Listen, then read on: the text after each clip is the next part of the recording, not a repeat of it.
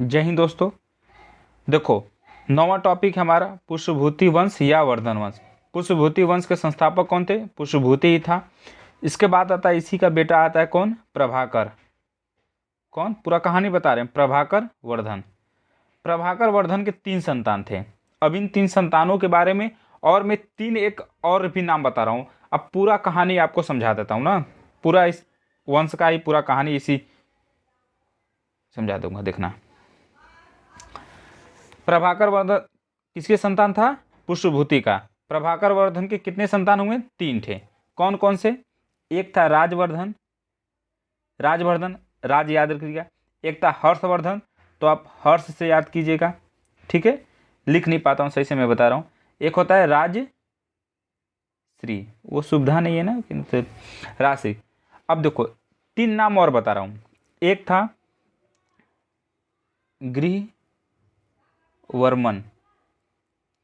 एक नाम है आप याद कीजिए देवगुप्त, एक नाम और आप याद कीजिए शशांक।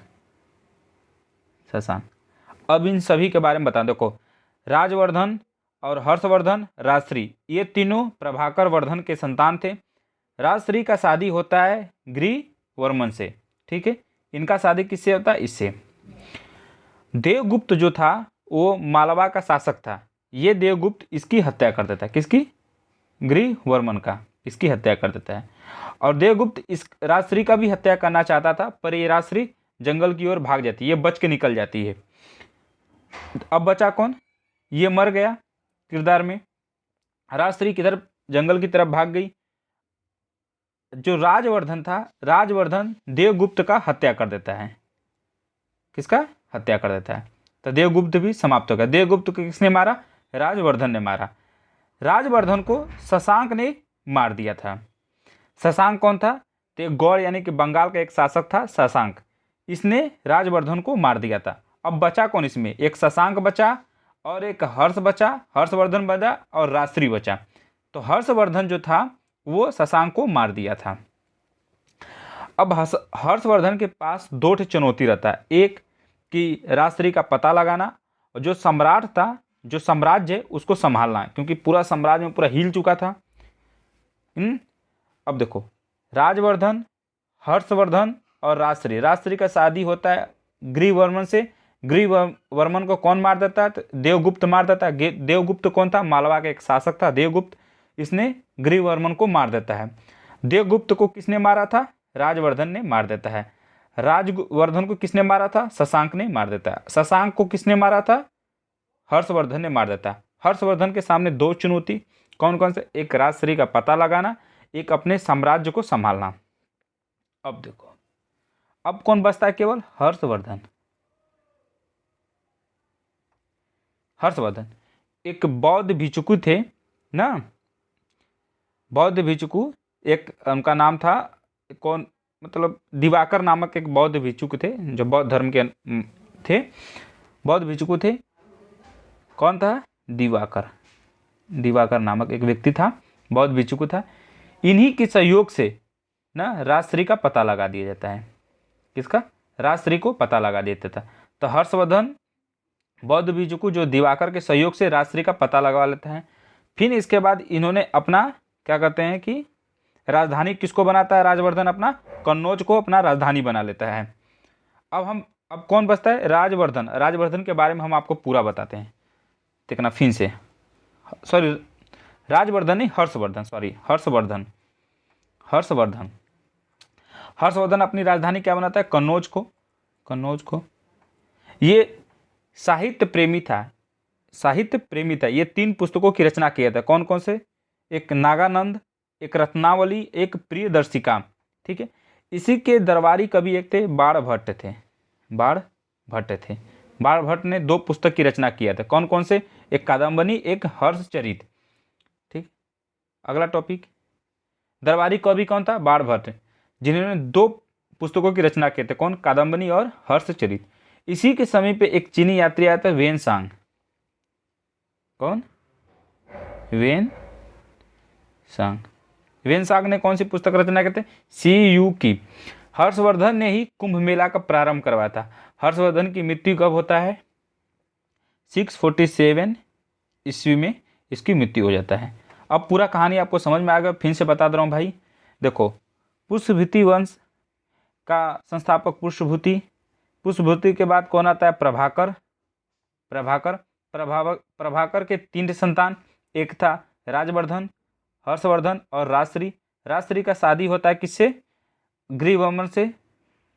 ठीक है, ग्रीवर्मन की हत्या कौन कर देता है? मालवा के शासक देवगुप्त ने इसको मार देता है। देवगुप्त को कौन मारता है? तो राजवर्धन ने इसको मार देता है। तो राजवर्धन को कौन मारता है? शशांक मार देता है इसको। तो बचा कौन? हर्षवर्धन बच गया, इधर शशांक बच गया। तो शशांक को कौन मार देता है? हर्षवर्धन मार देता है। तो हर्षवर्धन के सामने 2 चुनौती होता है, एक अपने बहन का पता लगाना, जो कि एक दिवाकर नामक बौद्ध भिक्षुक थे, उनके सहयोग से राजश्री का पता लगा लेता है अपने बहन का।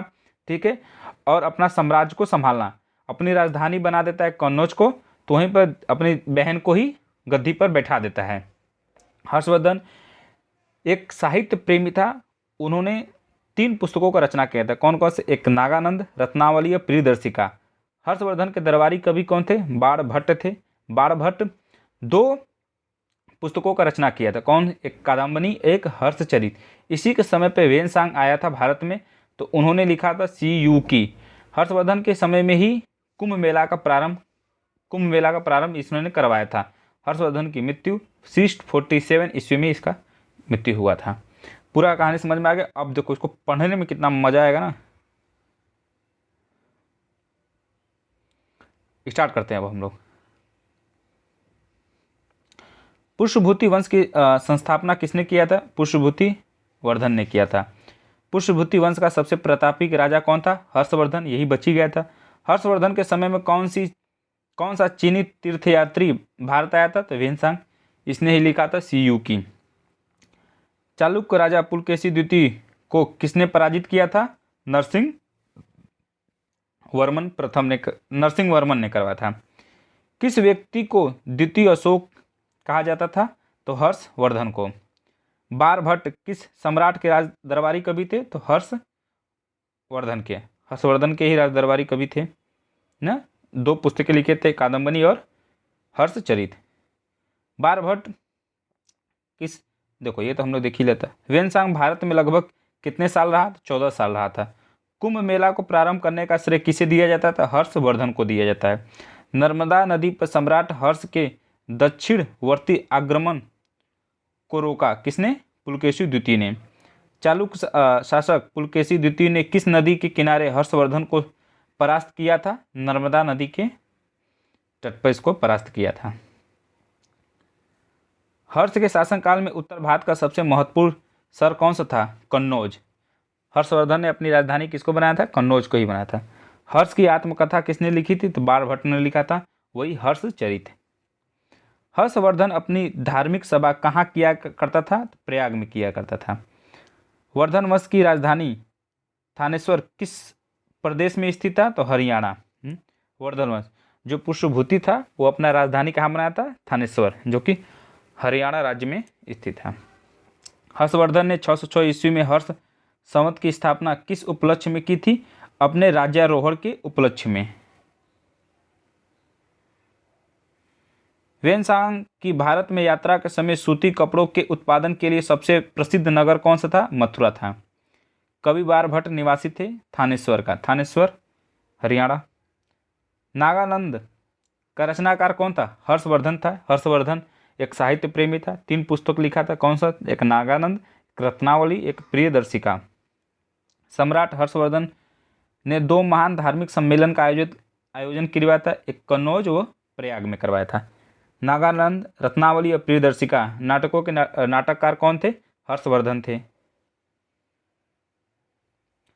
गुजरों को किस शासक ने पराजित किया था? तो हर्षवर्धन ने किया था। पहले ही पूरा कहानी बता दिया जाता ना, तो अब पूरा कहानी इसके बाद एकदम आसानी से समझ में आ जाता है। देखते, आज भी भारत में वेनसांग को याद करने का मुख्य कारण क्या है? सीयूकी की रचना। सीयूकी किसने लिखा था? वेनसांग ने लिखा था।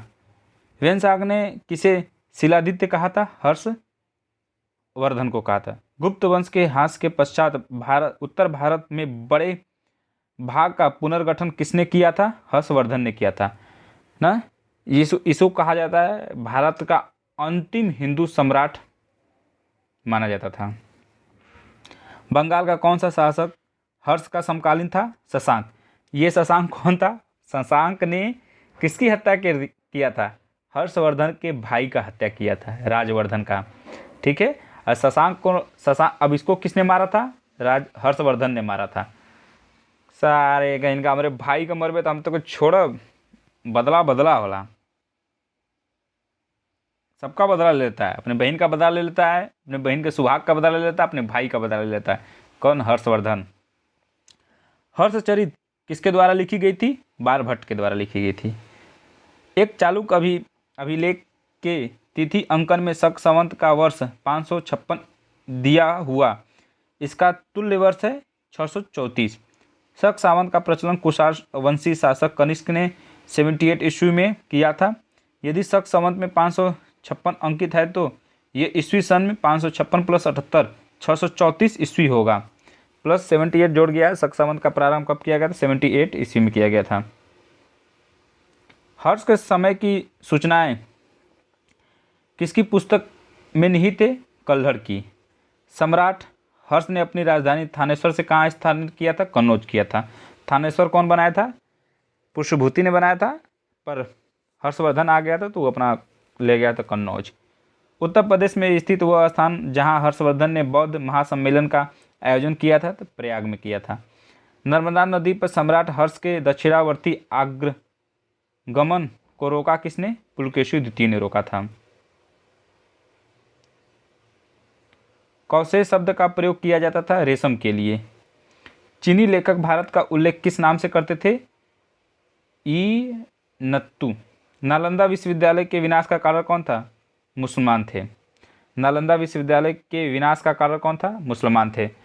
नालंदा विश्वविद्यालय कुमारगुप्त ने बनवाया था, आपको पता है। 1191 कुतुबुद्दीन ऐबक का सेनापति बख्तियार खिलजी नालंदा विश्वविद्यालय को ध्वस्त करवा दिया था। आदि शंकर जो बाद में शंकराचार्य बने, उनका जन्म कहाँ हुआ था? केरल में हुआ था। जो शंकराचार्य ना, शंकराचार्य काफ़ी न्यूज में देखते हैं आप लोग। आदि शंकराचार्य द्वारा स्थापित 4 मठ कहाँ स्थापित किए गए थे? एक ज्योतिष मठ, एक द्वारका, एक पुरी और श्रृंगेरी में। जो शंकराचार्य हैं भाई, इनका योगदान है हमारे धर्म में, हिंदू धर्म में। इन्होंने उस समय अपने हिंदू धर्म को बचाया था जब हिंदू धर्म हमारा खतरे में था। सोच लो, उस समय 4 दिशा में अपने 4 मठ को स्थापित किए थे अपने हिंदू धर्म के प्रचार प्रसार के लिए, जिससे हमारा हिंदू धर्म का विकास हो। कहाँ पर? ज्योतिष मठ, द्वारका, पुरी और श्रृंगेरी।